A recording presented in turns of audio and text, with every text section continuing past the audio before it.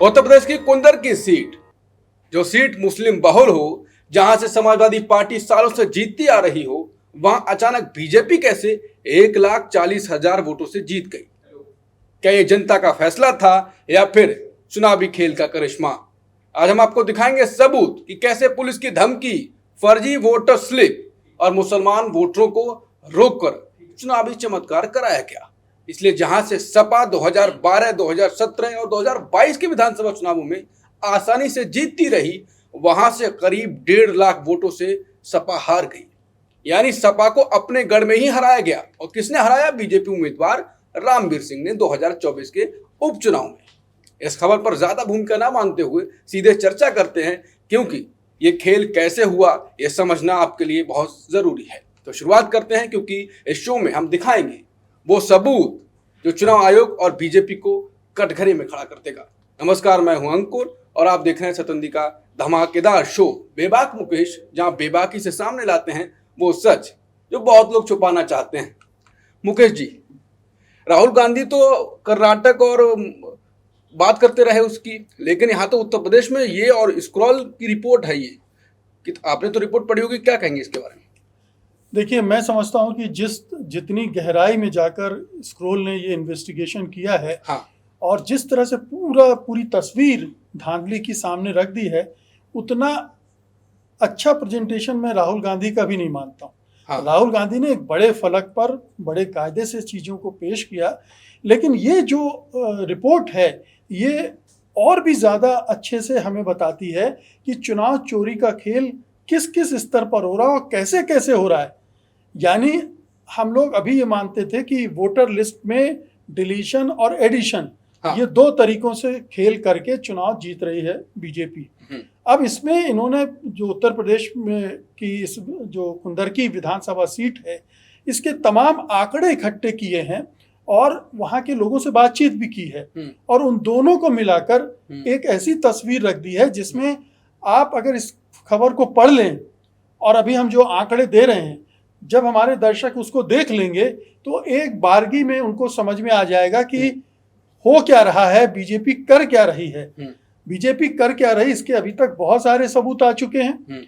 आज ही उत्तराखंड की एक और खबर आई है जहां पर बीजेपी एक दूसरा मॉडल चुनाव चोरी का आजमा रही है कि जब पंचायत के चुनाव हो तो शहरी वोटरों को वहां भेज दो और वहां अपने वोटर की संख्या बढ़ाकर वो चुनाव जीत लो, और फिर जब शहर में के चुनाव हो तो वहां के यह लिया, और सुप्रीम कोर्ट ने बाकायदा उसको पेनल्टी भी दी। बीजेपी के बाकी किस्से तो हम चर्चा करेंगे और आम आदमी के आरोप क्या थे वो भी चर्चा करेंगे, लेकिन पहले आंकड़ों की बात कर लेते हैं। आपने बिल्कुल कर दिया बिल्कुल, तो लेकिन ये आंकड़ों पे जाने के पहले ये बताना जरूरी है कि हम जो ये रिपोर्ट दिखाने जा रहे हैं उसमें केवल इलेक्टोरल रोल का मामला नहीं है, इसमें कई और चीजें हैं जो बहुत ही खुलकर सामने आती हैं।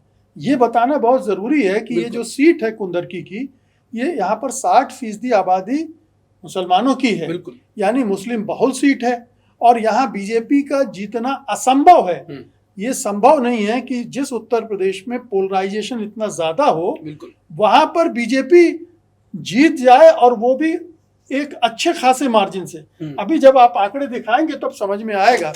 तो ये जो आंकड़ा पहला ग्राफिक आपने दिखाया है, बिल्कुल ये बताता है कि कैसे सपा यहाँ पर 2017 में, 2012 में, 2017 में और 2022 में कितने कितने आंकड़ों से जीतती रही। 2012 में जीती 17,000 वोटों से, 2017 में जीती 10,000 वोटों से, और 2022 में 43,000 वोटों से सपा जीती। अब आप ये एक तरफा तीनों चुनाव में 15 साल। अब इसमें देखिए 2017 में केवल 10,000 वोटों से जीती थी, लेकिन 2022 के चुनाव में 43,000 वोटों से समाजवादी पार्टी ने जीत हासिल की थी।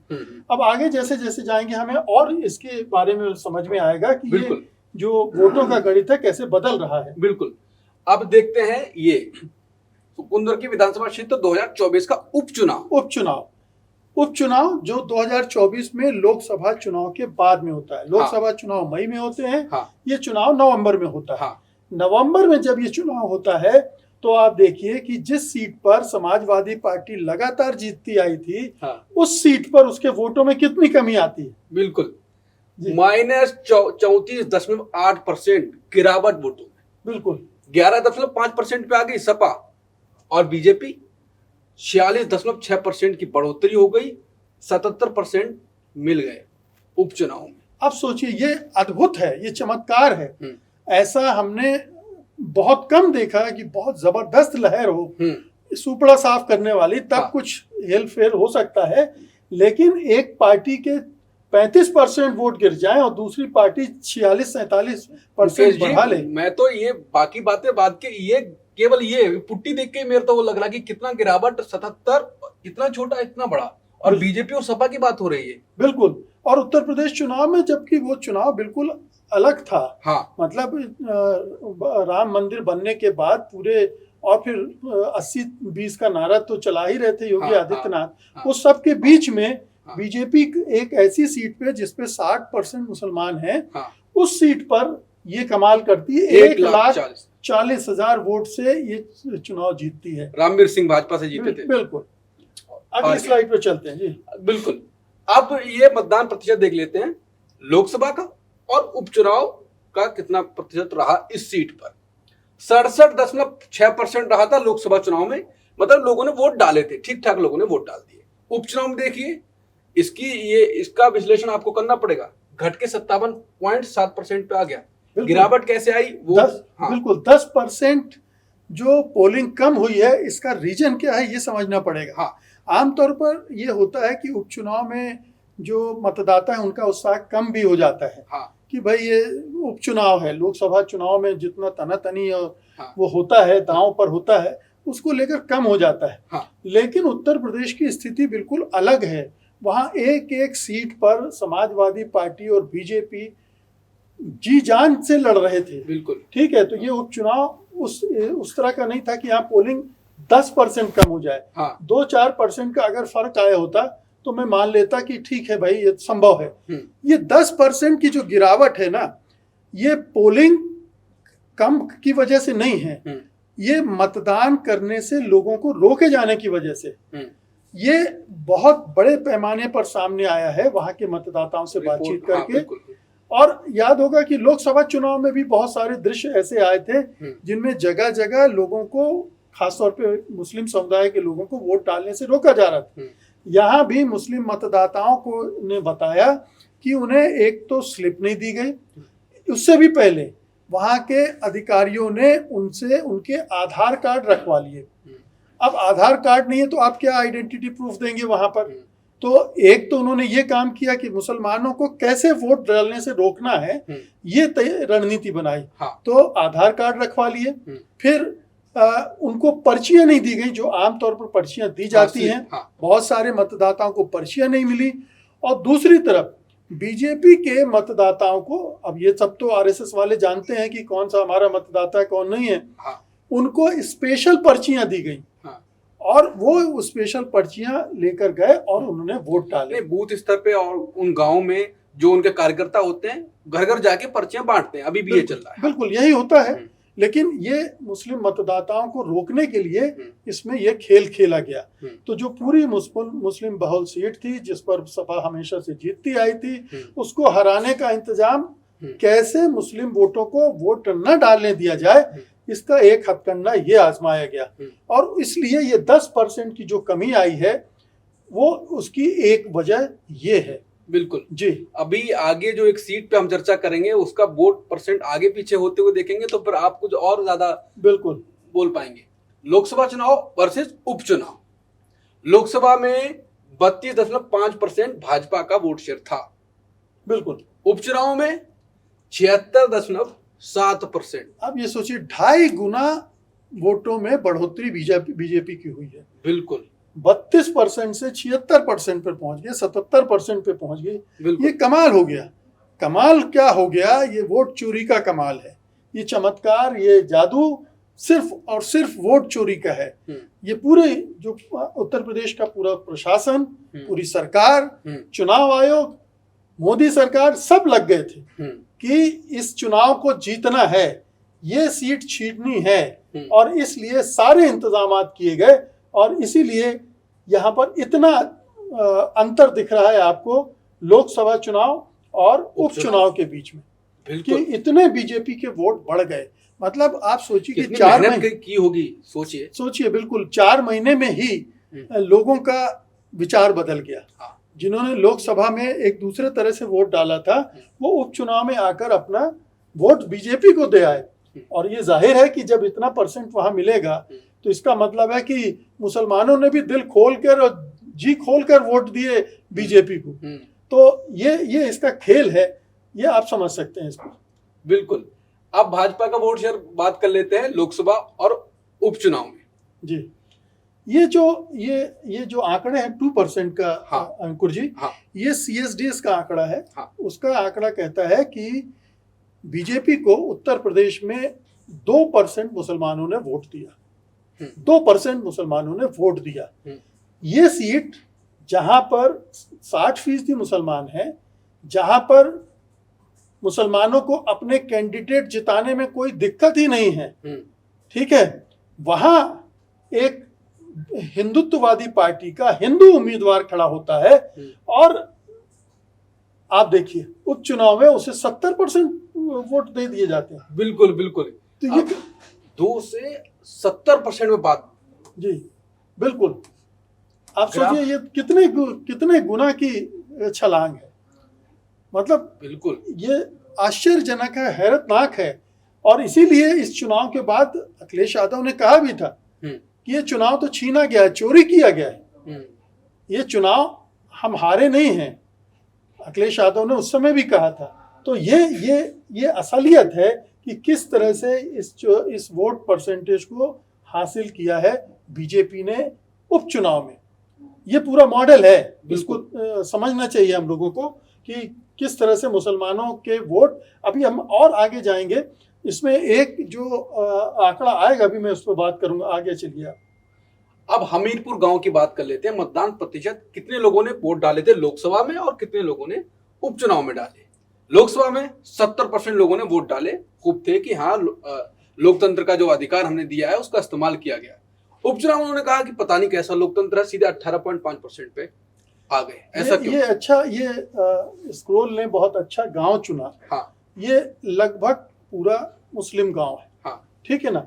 इस गांव में 100% वोट उन्हीं के हैं। हाँ। अब उस गांव में बीजेपी को 70% वोट डाले हैं। मतलब 70% इस मतदान का प्रतिशत रहा है। हाँ। लोकसभा में सब और उन्होंने वो पीछे हट गए, डाल ही नहीं पाए। उन्होंने कहा कि हम वोट नहीं डालेंगे। हाँ। इसका मतलब यही निकला। बिल्कुल बिल्कुल। या फिर दूसरा मतलब ये निकलता है कि इनको वोट डालने नहीं दिया गया।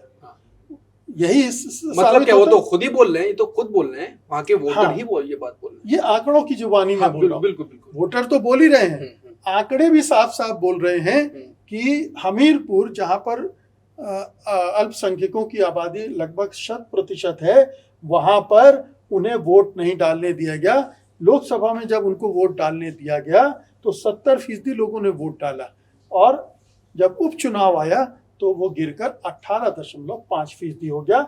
51% की गिरावट, ये अद्भुत है। योगी जी सचमुच में चमत्कारी व्यक्तित्व वाले हैं। अब भाजपा का वोट शेयर की बात कर लेते हैं, उसी हमीरपुर गांव की बात कर लेते हैं। लोकसभा चुनाव में भाजपा ने 17.6% वोट लिए थे, काफी कुछ लिया था। लेकिन उपचुनाव में 84.1% उन्हें वोट मिले। इसका मैं क्या ही, आप बताइए। अब देखिए इसमें खेल तो यहाँ भी हुआ होगा। हाँ। यहाँ कम खेल हुआ कि 1% मुस्लिम गांव में 17.6% वोट बीजेपी को कैसे मिले होंगे। हाँ। तो यहाँ भी खेल तो हुआ ही। उस चुनाव में भी, लोकसभा चुनाव में भी खेल हो रहा था। हाँ। लेकिन उस पैमाने पर नहीं हो रहा था। हाँ। उपचुनाव जीतने का तय कर लिया योगी आदित्यनाथ ने, चुनाव आयोग ने, मोदी सरकार ने, और उसने वो खेल खेला जिसमें मुस्लिम समुदाय वोट न डालने पाए और जितने वोट पड़े भी वो अपने पास में पड़े, अपने पक्ष में पड़े। तो जो भी उस कंस्टिट्यूंसी में 10-5% हिंदू रहे होंगे, उन्होंने यहाँ पर उनको वोट किया और वो वही वोट है जो 84% में रिफ्लेक्ट हो रहा है। बिल्कुल। तो ये अभी तक हमने समझा आंकड़ों से। मुकेश जी, अब आप कंक्लूजन कुछ बोलना चाहें? देखिए इसमें एक और डाटा है जो कि ग्राफिक्स में उसको हम नहीं कन्वर्ट कर सकते थे। डाटा वो है जिसमें ये बताया गया है कि 5 दौर का वहाँ पर रिवीजन हुआ, हाँ। वोटर लिस्ट का।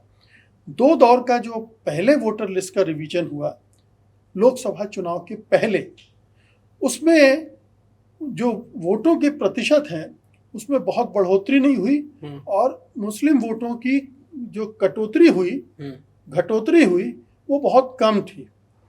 लेकिन जब लोकसभा चुनाव हो जाते हैं और उपचुनाव का समय आता है, जिसके इस बीच में 3 बार फिर वोटर लिस्ट का रिवीजन होता है, उसमें फिर चमत्कारी परिवर्तन होते हैं। तो एवरेज जहां पर हिंदू मतदाताओं के वोट हैं वो 4-5% बढ़ जाते हैं और बाकी के 3-4% बढ़ते हैं और मुस्लिम वोटों में कटौती बड़े पैमाने पर होती है। तो मुस्लिम जो इलेक्टोरल रोल्स थे उसमें इस तरह से उसको बनाया गया कि जो मुस्लिम वोट्स हैं वो कम हो जाएं, हिंदू वोट कम हो जाएं और ख़ास तौर पर उन बूथ पर जहां पर बीजेपी के वोट बढ़ सकते हैं वहां बढ़ाए गए।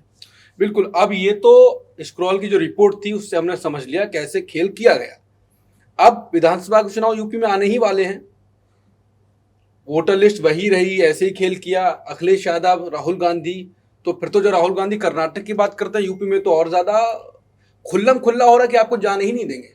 आपको याद होगा अंकुर जी कि यूपी की 4 या 5 लोकसभा सीटों का आंकड़ा पहले न्यूज लॉन्ड्री और न्यूज मिनट पूरे डिटेल में दे चुके हैं। हाँ। कि वहां बड़े पैमाने पर धांधली हुई है। तो लोकसभा चुनाव में हुई है धांधली, ये साफ है। नहीं तो बीजेपी को उतनी भी सीट नहीं मिलती जितनी उसने खींच ली है। उसमें भी 10-5 सीटें और कम हो जाती तो, और 10-5 कम हो जाती तो आप सोचिए सरकार बनाने में कितनी मुश्किल आ जाती। तो ये उत्तर प्रदेश में उस समय भी हुआ, उसके बाद उपचुनाव में तो एक तरफा के तौर पर कर दिया गया। तो ये एक उदाहरण है कि इसको लेकर अखिलेश यादव और उनकी पार्टी और जितने भी अपोजिशन पार्टी हैं उनको अब लड़ना चाहिए। एक एक कंस्टिट्यूंसी नहीं, एक एक बूथ पर जाकर चेक करना चाहिए कि कितने मतदाताओं के नाम काटे जा रहे हैं और कितने जोड़े जा रहे हैं। जो काटे जा रहे हैं वो किनके हैं, जो जोड़े जा रहे हैं वो किनके हैं। और इसके अलावा ये भी सुनिश्चित करना पड़ेगा कि मतदान के दिन मतदाताओं को रोका ना जाए वोट डालने से। ये इसके लिए उनको एक अलग टीम सेना बनानी पड़ेगी। बिल्कुल, क्योंकि ये पूरा खेल अब समझ में आ गया ना। ये जो सीट का आंकड़ा है, ये जहां जहां भी इस तरह की आबादी है, इस तरह की डेमोग्राफी है, उसमें इस तरह की खेल हो रहे होंगे। यहाँ पर चूंकि मुस्लिम आबादी इतनी बड़ी आबादी थी तो वहाँ खेल उनको इस स्तर पर करना पड़ा। लेकिन जहाँ बहुत अंतर नहीं है वहाँ तो थोड़े से अंतर से खेल हो सकता है। बिल्कुल बिल्कुल। तो वो आसान है बहुत। बिल्कुल। जो न्यूज लॉन्ड्री की जो रिपोर्ट आई थी उसमें भी ये बताया गया था कि कौन से इलाके में कितने वोट काटने हैं वो उन्होंने काट दिए, कौन से में थोड़े बढ़ाने हैं बढ़ा दिए, शायद काटने की बात आई थी। तो जो ऐसे थे कि अल्पसंख्यक वाले थे या किसी और का वोटर था, उनके कार्यकर्ताओं ने मेहनत करी होगी तो वहां पे वोट काटे गए थे, उसकी भी रिपोर्ट आई थी। कुल मिलाकर अभी जो हमने इस पे चर्चा की, जो हमने शुरुआत करी थी कि चुनाव आयोग और बीजेपी कटघरे में खड़े हो जाएंगे और उसका दूसरी कभी कभी लोग कहते हैं कि दाल ही काली हो, अभी तो देख रहे हैं कि दाल जो है वो पूरी दाल ही काली है। अब बात यही है कि अखिलेश यादव, राहुल गांधी, हम तो रिपोर्ट पे बातचीत कर ली, आप तक बात पहुंचाई, वो भी एक्शन मोड में होंगे, कुछ ना कुछ करेंगे, क्योंकि ये खुलासा तो कुछ बड़ा है। राहुल गांधी एक और पीपीटी ले आए, हो सकता है अखिलेश यादव भी लेके आए इस बार से। कुल मिलाकर जो भी होगा इस रिपोर्ट पर और अखिलेश यादव जो भी करेंगे हम आपके सामने लाते रहेंगे। तब तक के लिए नमस्कार।